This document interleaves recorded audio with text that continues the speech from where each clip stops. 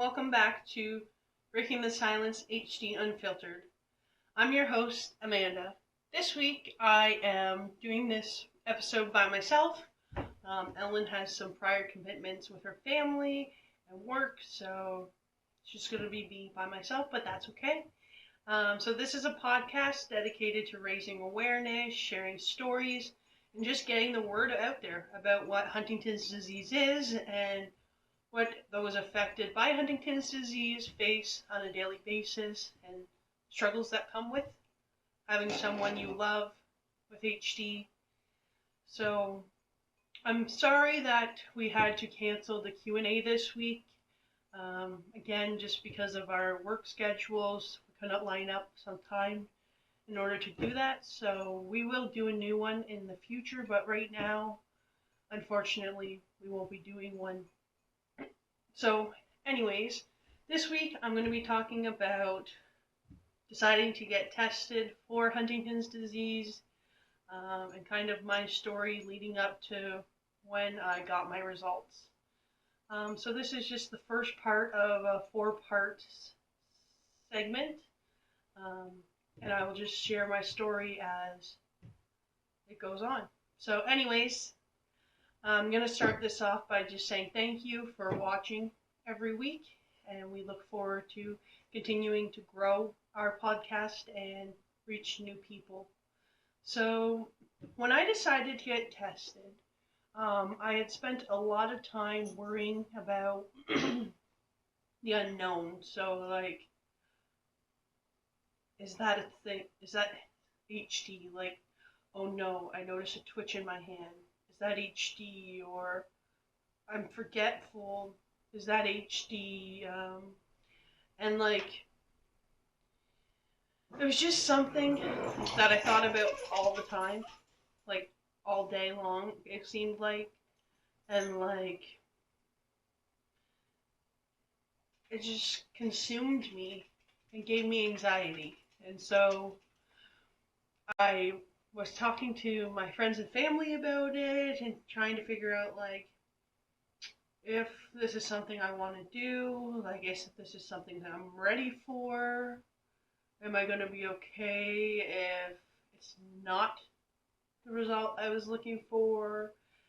Am I going to be okay if it's the result I was looking for?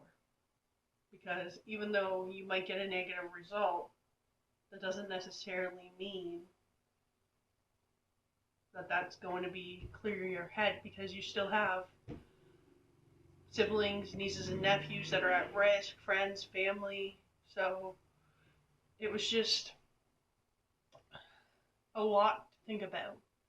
And so I had spent a lot of time talking to one of my best friends at the time, and like she was kind of the person I went to about things.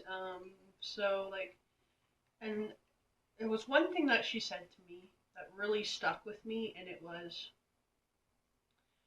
you're already giving HD so much of your time and your energy, so right now it's winning. Anyway, so if you get your test result, then at least you can focus on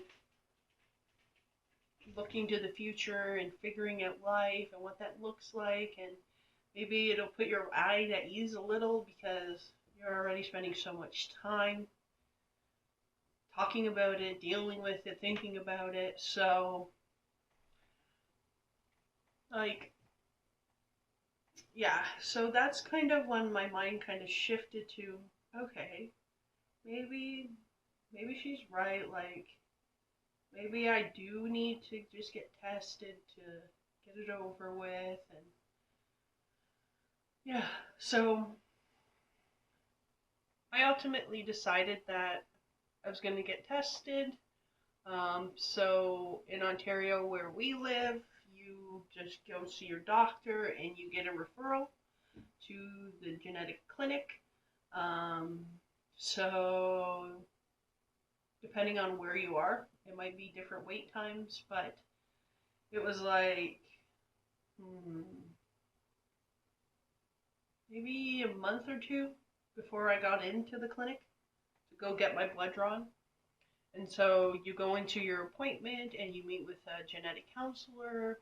At the time, Corey was also there. Yes, Corey was also there, from the Huntington Society in Canada.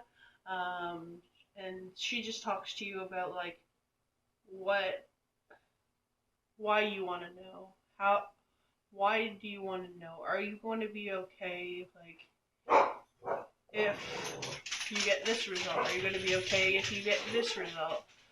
Are you really sure you want to know? And like, they just take all the steps to say, like, have you really thought this through completely? That's really all they want to know is, have you thought this through completely? And you're not just doing this spur of the moment. And that's like one thing I want to tell you guys is like, if you're considering doing your genetic testing for Huntington's disease, take all the time in the world that you want. Don't let anybody push you. Don't let anybody tell you you have to do it right now. Like, take all the time you need and figure out if it's really, really what you want. Because there's no going back. And so after they went through all of these steps of like making sure I was okay and like that kind of thing, and answering any questions that I had. So they do the blood draw, and then you kind of just wait. And it was like 8 weeks, I want to say, that I waited. And these are like 8 weeks of hell. Like, because every single day you think about it. And you think about your results. And you just want to know. And it's like the longest weeks of your life. Waiting and waiting and waiting for them to call. But also, like, it's a good waiting period because, like, it becomes very real. Like, okay, this is it. Like, I'm gonna know my genetic test result. And, like, the good thing about it is there is that wait in between. And if you change your mind, you don't have to get your test results. If you decide you don't want to know, that's okay too. And so I remember getting the phone call that my test was ready for me to go find out what my results were. So I decided that I was going to take my friend, the same person that I had talked to prior to getting my testing done, and my wife to the appointment to get my test results. Now, I have to tell you guys that I went in thinking that I wouldn't have Huntington's disease, that they were just going to tell me that you didn't have the gene and life was just going to go on. And I was naive and stupid, to be honest, thinking that. And I think it was just my way of coping. And so, like, when we went in, they'll sit you down and they're like, you still want to know your test results? Like, if you choose you don't want to know, that's okay too. Or like, they ask you again, like, are you ready? And then they give you your test results. And so I was told that I was gene positive with the CAG repeat of 45. So that's what I was told. I was shocked. I didn't respond. They just kind of looked at me and said, "Are you okay?" And I said, "Yep." And that was pretty much it. And then they asked if I had any questions, and I said no.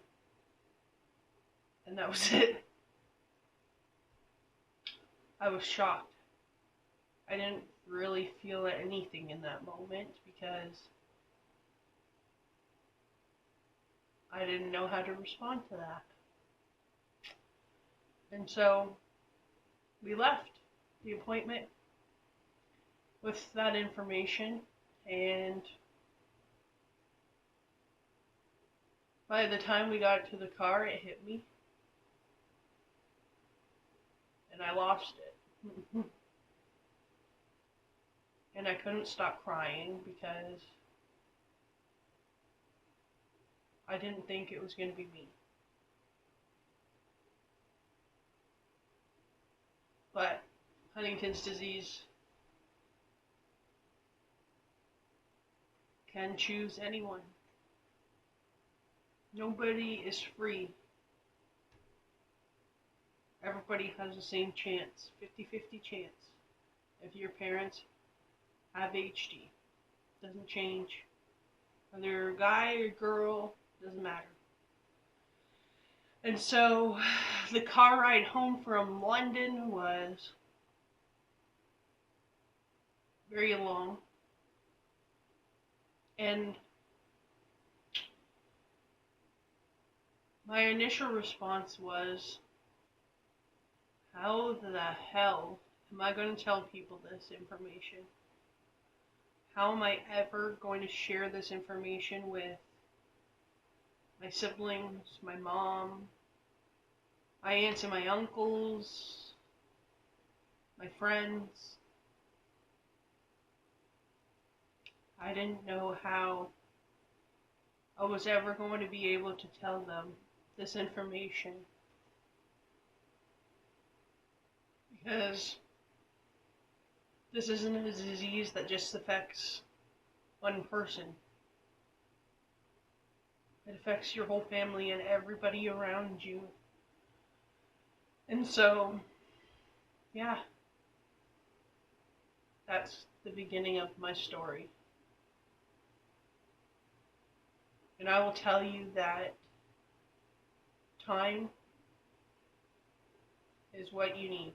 Take all the time in the world to decide to get tested, to get your test results when they're in, to share your genetic test results with others. Take all the time in the world you need.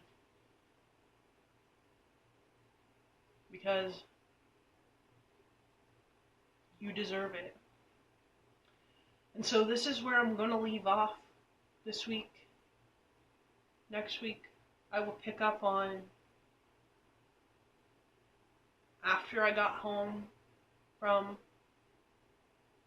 getting my test results and what that looked like, sharing it with people and how I coped and all that fun stuff. I will pick up next week and share more with you. And so I hope that this video today and this week reaches somebody that has HD or is considering going through the testing process, and or even is in the testing process right now or has recently tested positive or recently tested negative. I'm here for you. We're here for you. And you're not alone, and there's so many people out there in the HD community that would love to be beside you and walk the journey with you. And so just know that you're never alone. And there's so many people that love and care about you. And so I'm just going to leave that here like this. Next week, tune in for the second episode of me sharing my testing results. So that'll be next week, May 21st. I'll release the second video. I'm not sure if Ellen will be joining me next week or not. Just depends on our work schedules. And so I want to thank you guys for continuing to support us. Each week it seems that more and more people like our page, more and more people share it, more and more people are reaching out to us and telling us how they're impacted by Huntington's disease, and I can't tell you how much that means to me.